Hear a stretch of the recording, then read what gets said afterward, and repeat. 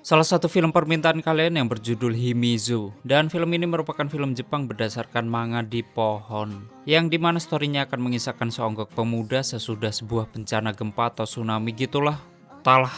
Yang jelas kejadian ini diambil setelah terjadi bencana tersebut di Jepang, dan itu di tahun 2011. Dan ditambah, ini pemuda menderita kelaparan dan penuh hasrat bercinta. Soalnya ada talah.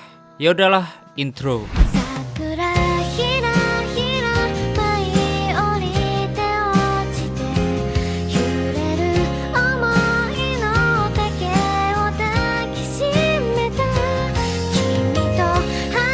Selamat datang di channel Zura14 dan selamat menonton. Sebelum ke story, prolog bentar.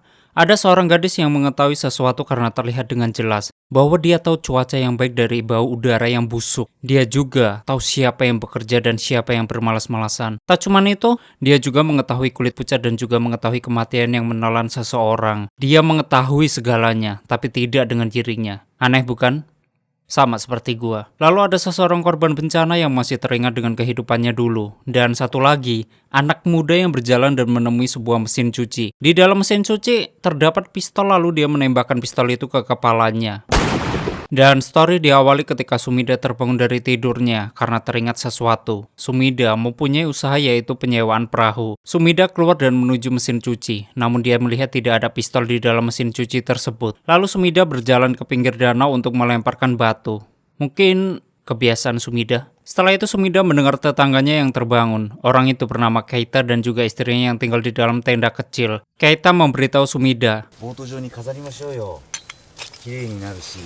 Tapi Sumida, dia malah menolaknya karena belum memerlukannya. Lalu Keita ingin ikut Sumida untuk olahraga pagi. Dan satu lagi, tetangganya yang bernama Yurono juga akan ikut olahraga. Mereka bertiga pun berlari keliling planet. Di saat itu seseorang perempuan yang bernama Keiko, dia tengah menunggu Sumida lewat depan rumahnya. Ketika Sumida lewat, Keiko pun tampak kegirangan. Yang ternyata Keiko adalah teman sekelas Sumida. Di kelas, Keiko selalu memandangi Sumida dan di kamarnya banyak tulisan tentang kehidupan Sumida. Keiko juga menemukan puisi yang tepat untuk Sumida yang ternyata di awal story adalah Keiko. Di sini perkataan itu adalah puisi yang dia temukan di salah satu bukunya. Waktu guru sedang mengajar, Sumida sepertinya agak terlambat untuk masuk ke kelas. Guru memberitahu. Lalu sang guru, dia menasihati Sumida dan para murid bahwa kalian spesial karena dari setiap kalian mempunyai bunga yang unik yang tidak ada duanya. Tak lupa guru juga menyemangati Sumida untuk menggapai impiannya. Seketika, Keiko menyaut omongan guru dan memberikan semangat untuk Sumida. Setelah selesai belajar, Keiko menghampiri Sumida dan kembali membenarkan perkataan dari gurunya tadi. Lalu Keiko kembali menemui gurunya untuk menanyakan apakah bunga itu spesial.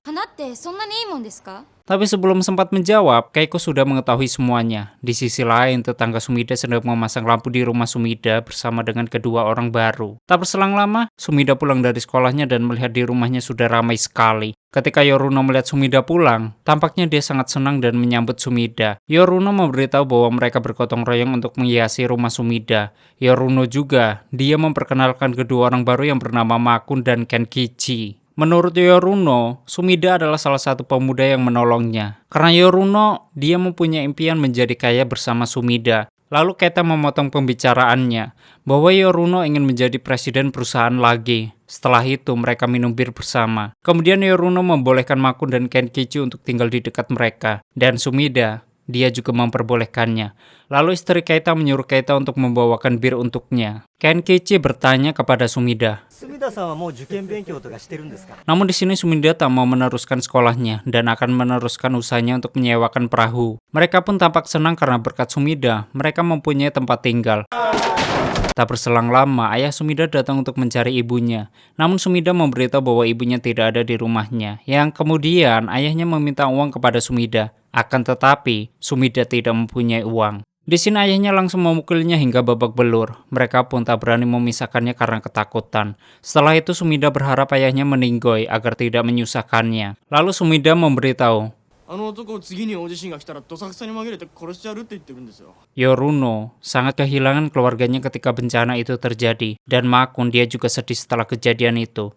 Ia juga melihat sebuah rumah kecil di danau dan mengingatkan bencana yang memporak-porandakan Jepang. Di sini kita mengetahui bahwa mereka sama-sama hancur atas kehilangan keluarganya. Setelah itu Yoruno dan Makun memandangi rumah kecil di tengah danau, dan mereka juga mengingat ketika bencana itu melanda Jepang. Malamnya ibunya mengetahui bahwa Keiko datang ke sini, dan malam ini ibunya juga akan keluar. Lalu Sumida terbangun karena mendengar ayahnya mendatanginya lagi. Dan seperti biasa, ayahnya mencari uang di rumah Sumida. Ayahnya berkata, karena kita menghabiskan banyak uang untuk Sumida, jadi kita harus menjual rumah ini. Tapi menurut Sumida, rumah ini milik ibunya dan bukan milik ayahnya karena ayahnya sudah meninggalkannya. Lalu ayahnya tersinggung dengan ucapan Sumida sehingga kembali menganiaya dirinya. Ayahnya juga berharap agar Sumida meninggoy ketika bencana itu agar mendapatkan uang asuransi. Di sisi lain, Keiko masih saja menulis sesuatu tentang Sumida, lalu ditempelkan di dinding kamarnya. Dan Keiko juga mengingat perkataan guru tempo lalu. Pagi harinya, Keiko menunggu kedatangan Sumida di gerbang sekolahan. Ketika Sumida datang, Keiko langsung menyapanya namun dibiarkan saja oleh Sumida. Sungguh sedih sekali. Di dalam kelas, Keiko selalu memperhatikan Sumida. Lalu ia mengajak Sumida pulang bersama karena hanya Keiko yang membawa payung. Dan lagi-lagi, Keiko kembali menyemangati Sumida tapi Sumida, dia tidak membutuhkan itu. Sumida menyuruh Keiko untuk tidak selalu memujinya waktu di dalam kelas. Di perjalanan, mereka bertemu dengan Yoruno. Yoruno juga ingin ikut bersama mereka. Kemudian Yoruno tak sengaja menyenggol Keiko hingga terjatuh dan bajunya juga basah kuyup. Bukannya menolong, di sini Sumida berniat untuk meninggalkan Keiko. Dasar bocah laknat. Lalu Keiko meminta Sumida untuk meminjamkan pakaian untuknya. Tiba di rumahnya, Sumida meminjamkan pakaiannya untuk Keiko. Keiko berterima kasih kepada Sumida karena telah meminjamkan pakaian untuknya. Keiko, dia teringat dengan impian Sumida bahwa dia ingin hidup tenang seperti dermaga. Sedangkan impian Keiko, yaitu hidup dengan pria yang dia cintai dan saling melindungi. Tak berselang lama ibunya datang bersama laki-laki lain. Ketika Sumida memukuli Keiko, Keiko juga berkenalan dengan ibunya Sumida. Lalu Keiko kembali membacakan puisi yang dia tulis dan memberikan buku tulisannya untuk Sumida. Keiko mengajak Sumida untuk bermain game, yaitu mengucapkan kata dalam 575 suku kata jika kalah, Keiko akan menampar Sumida. Yang berawalan dari Akusan Gatmen Siesya. Tahu dah. Dan akibat hal itu, Sumida pun kalah, lalu Keiko menamparnya. Yang kedua, Sumida juga kalah dan harus ditampar lagi, hingga mereka saling menampar dan berkelahi. Lalu Keiko mengambil sebuah batu sebagai tanda bahwa dia marah kepada Sumida. Dan jika batu itu sudah banyak, maka akan dilemparkan ke arah Sumida. Namun hal itu sia-sia karena Sumida tidak menghiraukannya. Di saat itu ibunya Sumida dan temannya tengah asik tidur bersama. Ketika Sumida sedang membacakan buku yang diberikan Keiko, datanglah Makun dan Kenichi untuk memberitahu bahwa besok mereka akan pindah ke sini. Tak lupa mereka juga membawakan bir untuk Yoruno dan juga Keita. Setelah itu ibunya pergi kerja dan akan diantarkan oleh teman laki-lakinya. Namun sebelum pergi, Sumida memarahi teman ibunya. Jika dia bersama ibunya lagi, maka Sumida akan menghajarnya. Tapi tampaknya ibunya membela temannya itu dan langsung pergi begitu saja. Malamnya, Sumida melihat ibunya baru pulang kerja. Ibunya sebenarnya tak memperbolehkan tetangganya itu memakai kamar mandinya karena takut tercemar. Pagi harinya, ketika Sumida kembali masuk ke sekolah, bukannya memperhatikan guru, Sumida malah menggambar tong. Setelah pulang sekolah, Sumida bersama tetangganya itu mencari tong tersebut dan berhasil menemukannya lalu membawanya pulang. Tiba di rumah, mereka bergotong royong untuk membersihkan tong itu dan mengecatnya. Mereka menggunakan tong itu untuk berendam yang kemudian masuk ke rumah. Sumida melihat rumahnya sudah tak terisi apa-apa. Sumida juga melihat sebuah tulisan dan beberapa uang. Menurutnya, ibunya pergi meninggalkannya untuk selamanya. Tetangganya pun juga tak bisa berbuat apa-apa ketika ibunya meninggalkannya. Lalu Yoruno, dia menenangkan Sumida agar tak memikirkan hal tersebut. Tapi Sumida, dia tidak mempermasalahkan hal ini dan Sumida juga akan keluar dari sekolahannya. Karena Sumida, dia akan menjalankan usahanya itu sendiri. Keesokannya Sumida tak lagi berangkat sekolah. Melihat hal itu, sepulang sekolah Keiko mendatangi rumah Sumida untuk melihat kondisinya. Awalnya Keita melarang Keiko untuk menemui Sumida karena Sumida masih membutuhkan waktu untuk sendiri. Namun Keiko tetap saja masuk ke rumah Sumida dan membangunkannya. Sekarang Keiko tahu bahwa Sumida telah ditinggalkan ibunya dan Sumida juga keluar dari sekolahannya. Menurut Keiko, orang yang berumur 14 tahun tidak boleh bekerja, tapi Sumida yakin dia bisa melakukannya. Dan akhirnya, Keiko akan membantu Sumida untuk mengurus usahanya walaupun tidak dibayar sama sekali. Di sisi lain, Yoruno memberitahu Makun dan Kenichi agar tidak mencemaskan Sumida. Lalu Yoruno berada di tepi kota. Di sini dia sedang melihat seseorang yang sedang melakukan pencopetan duniawi. Tampaknya Yoruno tertarik dengan pekerjaan itu karena dengan mudahnya copet itu mengambil dompet dan mendapatkan uang yang banyak. Kemudian Yoruno mengikuti copet itu yang sedang asik menghitung uang copetannya. Yoruno meminta copet itu untuk mengajarinya cara mencopet seperti dirinya. Lalu ketika mereka sedang makan bersama, Yoruno menceritakan Sumida yang ditinggalkan oleh orang tuanya. Itu sebabnya Yoruno ingin mencopet untuk membantu keuangan Sumida. Dan Yoruno, dia hanya membutuhkan 500 yen. Kemudian Yoruno diajak ke rumah pencopet itu dan di dalam rumah ada seorang wanita PL. Pencopet itu juga memperkenalkan wanita itu kepada Yoruno. Dan mantapnya, pencopet itu menyuruh Yoruno untuk karena iman yang kuat, Yoruno menolaknya dan wanita itu juga tidak mau, tapi dipaksa oleh pencopet itu hingga pergi. Lalu pencopet itu mempunyai ide bahwa mereka akan merampok uang dari orang yang menjual narkoboy. Namun Yoruno menolaknya dan pergi begitu saja. Tapi sebelum pergi, pencopet itu berpesan jika Yoruno berubah pikiran, kembalilah ke sini. Pagi harinya ketika Sumida baru pulang, tiba-tiba dia melihat Keiko berada di rumahnya dan melayani orang-orang yang akan menyewa perahunya. Dan Keiko berkata, akan tetapi, tetap saja Sumida menyuruh pulang. Tapi tak semudah itu menyuruh Keiko pulang karena dia akan melamporkan polisi dan guru bahwa Sumida tidak diawasi oleh orang tua. Karena Keiko keras kepala, akhirnya Sumida membiarkan Keiko bekerja di sini. Keiko juga berinisiatif untuk menamai tempat ini dengan nama yang bagus. Dan namanya adalah Rumah Perahu Sumida. Tak cuma itu saja, Keiko juga akan membagikan brosur kepada masyarakat. Lalu mereka pun bermain-main hingga mereka terjebur ke danau. Di sini Keiko mengambil batu yang kedua dan itu tandanya Keiko marah kepada Sumida. Kemudian datanglah Yoruno yang ingin tahu kenapa mereka bisa basah kuyuh. Menurut Yoruno, mereka pacaran. Di saat itu di tempat peminjaman uang sedang terjadi penganiayaan kepada orang yang meminjamnya. Lalu salah satu anak buahnya bernama Tanimura. Dia memberitahu bosnya yang bernama Kaneko bahwa mereka akan pergi sekarang. Di sisi lain Keiko tiba di rumahnya yang kemudian memecahkan celengannya. Yang kemudian ibu Keiko menyuruh Keiko untuk membuatkan makanan. Ketika itu Keiko menaruh uang itu di salah satu loker, namun ibu mengetahui dan mengambilnya. Melihat hal itu, Keiko langsung kembali merebut uangnya. Setelah itu ibu juga memarahinya karena pelakuan Keiko yang tidak sopan terhadap dirinya. Ibu membutuhkan uang itu untuk bermain judi, makanya Keiko tak sedikit pun memberikannya. Dan kocaknya, di sini ternyata ibunya sudah membuatkan tambang gantung diri untuk Keiko. Gila nih ibu-ibu, masa anaknya disuruh mati? Heran. Kemudian Keiko berlari ke kamarnya, tak lupa mengunci kamarnya agar tidak dipaksa mati oleh ibunya. Di saat yang bersamaan, Kaneko dan Tanimura mendatangi rumah Sumida. Menurut Tanimura, ayahnya Sumida telah meminjam uang kepadanya, yaitu sebesar 6 juta yen dan Sumida lah yang akan membayarnya. Namun Sumida tak ingin membayarnya karena bukan dia yang meminjamnya, sehingga Sumida dipukuli. Bahkan Tanimura memberikan alamatnya agar Sumida dapat menghubunginya. Tapi tetap saja, Sumida tak mau ikut campur. Sumida dipaksa untuk mengambil dan Sumida juga dipukuli oleh Kaneko hingga babak belur. Namun Sumida, dia tak tinggal diam dan meludahi orang tersebut. Seketika Yoruno meremehkan uang itu karena terlalu sedikit baginya. Yang kemudian, Kaneko juga memukuli Yoruno sementara Sumida yang dipukuli oleh Tanimura. Setelah itu Kaneko dan Tanimura pun pergi begitu saja. Malamnya, Yoruno mendatangi rumah pencopet itu dan menerima tawarannya. Malam itu juga mereka mendatangi rumah bandar narkoba itu. Pencopet itu dengan mudahnya membuka pengunci pintunya dan mereka masuk dengan santainya. Benar saja, pencopet itu mengetahui di mana bandar itu menyimpan uangnya. Namun tak berselang lama, bandar itu kembali ke rumah dan mereka belum keluar dari rumahnya. Lalu mereka pun bersembunyi di ruangan tersebut. Seketika, Yoruno melihat jasad wanita di sampingnya sehingga mereka berisik.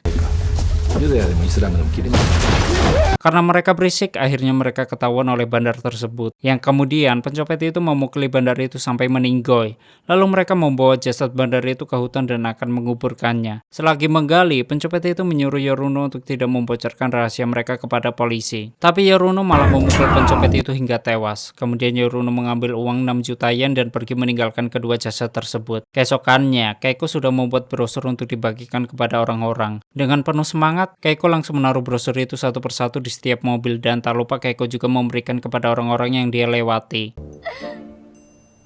Akibat hal itu, usahanya membuahkan hasil. Banyak yang menyewa perahunya. Namun salah satu penyewa memberitahu bahwa Sumida harus membunuh orang-orang yang menurutnya banyak dosa ataupun bajingan.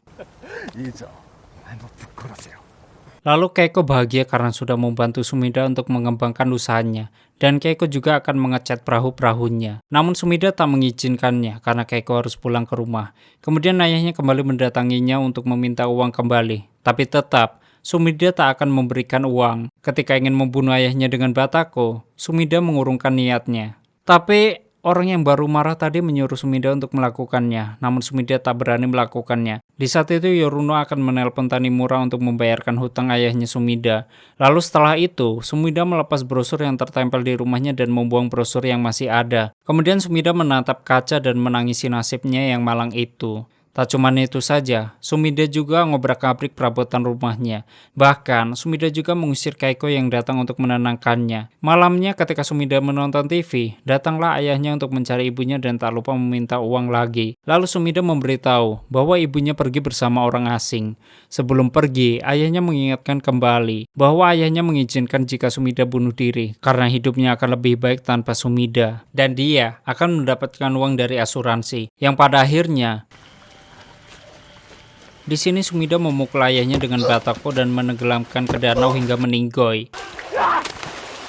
Setelah itu Sumida membawa jasad ayahnya untuk dikuburkan begitu saja, dan sepertinya Sumida menyesal karena telah membunuh ayahnya. Di saat itu Yoruno hanya diam saja di dalam tendanya, begitupun dengan Keita, Makun, dan Kenkichi. Kemudian Sumida duduk di depan rumahnya dengan tatapan kosong. Lalu Sumida masuk ke rumah tanpa membersihkan diri terlebih dahulu. Sumida melihat di TV bahwa orang yang pernah menyewa perahunya telah melakukan pembunuhan dan sekarang sudah ditangkap polisi. Kini Sumida menyesal karena sudah terpengaruh olehnya. Pagi harinya, Sumida membersihkan diri dengan air danau. Lalu Sumida merekam pernyataan bahwa pada tanggal 7 Mei hari pertama, sisa hidupnya tidak ada polisi, tidak ada bunuh diri. Karena Sumida, dia menyedihkan dari yang dia bayangkan dan menilai bahwa hidupnya sama dengan kotoran. Sumida ingin menggunakannya untuk kebaikan masyarakat. Setelah itu Sumida pergi ke kota sambil membawa pisau yang ditaruhnya di dalam kantong kertas. Sumida berniat untuk membunuh para bajingan pembawa masalah di masyarakat. Kemudian Sumida melihat 3 orang yang dianggapnya sampah masyarakat. Awalnya Sumida tak berniat menusuknya, namun karena mereka mengejeknya, Sumida langsung menusuk salah satu dari mereka. Lalu Sumida juga berteriak-teriak di tengah-tengah kota.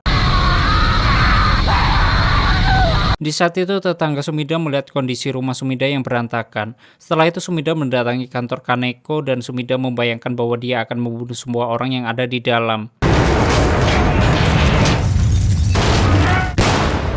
Tapi setelah masuk, Sumida disambut dengan baik karena hutang ayahnya sudah dibayar oleh salah satu tetangganya. Bahkan Kaneko juga menceritakan di mana Yoruno membawa uang itu untuk melunasi hutang ayahnya Sumida. とにかく預かってください見も知らねえ野郎からの恩義は大嫌いなんだよ隅田ってガキには未来がある俺はこの金であの子に未来を託したいんだ Setelah mengetahuinya, Sumida pun pergi begitu saja. Malamnya Keiko mendatangi rumah Sumida, namun tidak ada Sumida di dalam rumah. Yang kemudian, Keiko mendengarkan rekaman yang direkam oleh Sumida. Keiko mendengarkan rekaman itu hingga berulang kali, sampai dia tahu apa maksud semua perkataan itu. Pagi harinya, Sumida pun pulang dan disambut oleh tetangganya. Sumida memarahi Yoruno karena telah membayar hutang ayahnya tanpa pengetahuannya. Dan Sumida juga bertanya kepada Yoruno. Tapi Yoruno tidak mengakui bahwa dia sudah melunasi hutang ayahnya. Lalu Sumida mengusir Yoruno dari sini dan akan membunuhnya jika dia masih berada di sini. Sebelum pergi, Yoruno sempat berterima kasih karena sudah merawatnya. Sementara Keiko, dia masih menunggu Sumida di rumah Sumida. Setelah itu Sumida kembali pulang ke rumah dan Keiko sempat bertanya kepada Sumida. Namun Sumida tak menjawabnya sama sekali hingga Keiko kembali marah untuk yang ketiga kalinya. Tapi tetap saja, Sumida tak menghiraukannya. Lalu Sumida berada di sebuah gang dan Sumida kembali berjalan ke kota, yang kemudian dia melihat seseorang yang memarahi orang-orang di sekitarnya. Sumida terus mengikuti orang itu sampai di tempat di mana ada sebuah band yang sedang bernyanyi. Kemudian orang itu pergi ke toko perabotan untuk mengambil pisau dan Sumida, dia terus mengikutinya. Setelah itu orang tersebut kembali mendatangi tempat itu sambil mengancam ingin membunuh. Seketika, Sumida juga mengancam orang tersebut agar tidak berbuat sesuatu. Lalu orang tersebut ditangkap ramai-ramai dan dibawa dibawa ke kantor polisi. Pagi harinya, Sumida pulang ke rumah dan melihat tetangganya sudah pindah dari tempat itu. Sumida melihat Keiko tidur di rumahnya dan Sumida mengambil makan dan minum. Sekarang Keiko tahu apa yang dimaksud dari rekaman itu, bahwa Sumida telah membunuh ayahnya dan setelah itu, Sumida bingung dan ingin bunuh diri. Namun di sini Sumida tidak akan bunuh diri. Dia akan meneruskan hidupnya untuk membantu masyarakat, lalu menjadi orang dewasa yang dihormati. Dan benar, Keiko berhasil memecahkan teka-teki tersebut. Menurut Keiko, Sumida bukanlah seorang pembunuh. Tapi bukannya senang karena tebakannya benar, Keiko malah ketakutan karena apa yang dipikirkannya selalu terjadi. Kemudian Sumida memukuli Keiko dan mengusirnya. Namun ini adalah keempat kalinya Sumida membuat Keiko marah kepadanya. Malamnya, Sumida kembali ke kota sambil memukul-mukulkan kepalanya. Bahkan, telapak kaki Sumida juga terluka karena berjalan terlalu jauh. Sumida juga mendatangi salah satu klub dan dia hanya memesan air putih. Setelah itu, dia juga melewati seseorang wanita yang sepertinya disiksa oleh pacarnya. Tapi menurut wanita itu telah memilih ini bagi kehidupannya. Lalu Sumida bertemu dengan Kaneko. Dengan baik hati Kaneko akan mengantarkan Sumida pulang ke rumahnya. Kaneko melihat bahwa Sumida membawa pisau. Tiba di rumah, Kaneko menasihati Sumida bahwa pikiran Sumida sedang kacau. Dan Sumida, dia mempunyai banyak pilihan dibandingkan apa yang dipilih sekarang. Makanya itu Sumida tidak dapat berpikir dengan baik dan memilih pilihan yang buruk. Sebelum pergi, Kaneko sempat memberikan pistolnya untuk Sumida. Tapi Sumida menolaknya karena dia tak membutuhkannya. Namun Kaneko tetap memberikannya karena Kaneko tahu bahwa Sumida akan membunuh para pecundang di kota ini. Dan akhirnya Kaneko menaruh pistol itu di dalam mesin cuci. Setelah itu Sumida seperti teringat sesuatu. Di sisi lain, Keiko terbangun dari tidurnya karena teringat dengan Sumida yang akan bunuh diri. Pagi harinya Keiko pun kembali mendatangi rumah Sumida dan tiba-tiba hujan turun begitu deras. Waktu reda, Keiko melihat Sumida masih hidup. Sumida juga membacakan puisi dari buku yang diberikan Keiko waktu lalu. Kemudian Sumida menjawab pertanyaan Keiko kemarin. 父親を殺したんじゃないかって話で俺親父を殺したんだ Sumida juga memberitahu bagaimana dia membunuh ayahnya dan menguburnya. Bahkan, Sumida tidak mengatakan kepada polisi ataupun bunuh diri. Sumida membuat alasan dan terus hidup bermalas-malasan. Lalu Sumida mencoba untuk melakukan hal-hal baik bagi masyarakat, yaitu membunuh orang-orang jahat. Keiko bertanya kepada Sumida.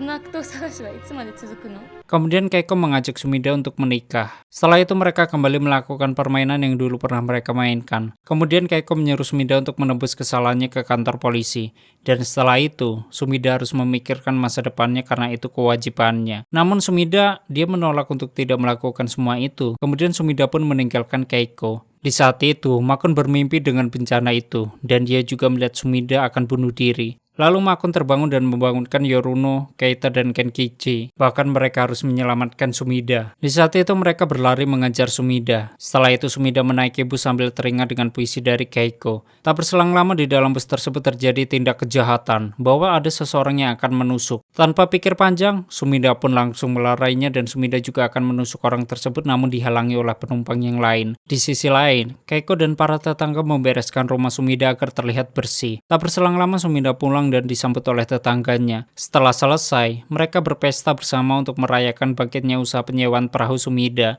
Lalu mereka juga berpesan bahwa Sumida harus menjadi dirinya sendiri. Kemudian mereka pun pulang ke tendanya masing-masing dan Sumida juga menyuruh Keiko pulang. Namun sebelum pergi, Keiko bertanya kepada Sumida. 死にに来たの? Dan jika itu terjadi, Keiko tak akan membiarkannya dan akan mengawasinya. Karena jika Sumida mati, maka Keiko akan sangat sedih dan tidak bisa melanjutkan hidupnya lagi. Kemudian Keiko memberitahu bahwa dia sudah membicarakan pembunuhan itu kepada polisi dan polisi tak akan menjadikan Sumida sebagai tersangka melainkan hanya sebagai saksi. Lalu Keiko mengajak Sumida untuk datang ke kantor polisi besok. Keiko meminta maaf kepada Sumida karena sudah melaporkannya dan akan datang ke kantor polisi besok. Bahkan Keiko juga menemukan mayat ayahnya Sumida. Akhirnya, Sumida akan menyerahkan dirinya ke kantor polisi. Malamnya, Sumida berterima kasih kepada Keiko karena sudah membuatnya sadar atas kesalahannya. Sebelum tidur, Keiko membayangkan jika mereka menikah dan mempunyai anak, maka akan terasa indah. Ketika mereka sedang tidur, di sini Sumida terbangun, sementara Keiko masih tidur. Sumida mengambil pistol dari dalam mesin cuci dan berjalan ke danau. Sumida sempat menembakkan pistol itu ke udara sampai akhirnya Sumida mengarahkan pistol itu ke kepalanya. Di saat itu Keiko terbangun karena mendengar tembakan. Setelah dia lihat, Sumida tidak ada di sekitar danau. Lalu Keiko melemparkan keempat batu yang dia simpan ke arah danau. Namun tiba-tiba saja, Sumida muncul di depannya dan Sumida sudah siap untuk ke kantor polisi. Mereka pun langsung menuju kantor polisi dan tamat. Oke, seperti itulah story dari film Himizu.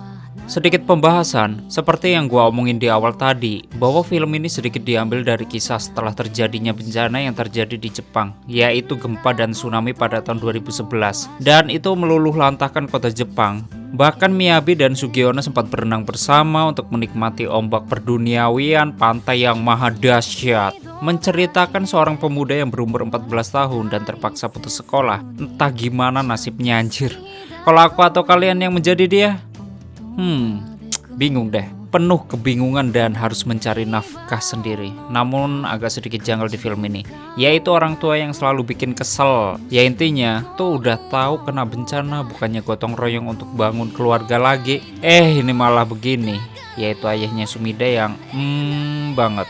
Ditambah ibunya Sumida yang meninggalkannya. Udah malang ditambah malangnya Promek. Seenggaknya dari sisi baiknya sih, kita bisa lihat dari seorang wanita yang selalu mendukung Sumida untuk bangkit.